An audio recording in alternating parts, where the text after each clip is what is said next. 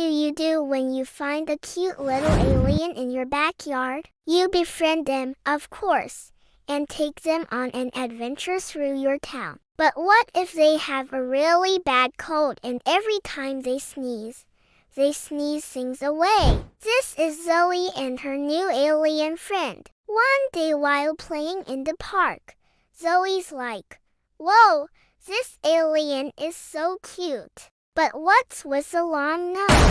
The alien sneezes and Zoe's hairball poofs away. Then the alien sneezes again and the dog next door disappears. Barking dog gone. Then Zoe takes the alien home and she's like, "You gotta control your sneezes." The alien nods and hands Zoe a remote that says sneeze reverser.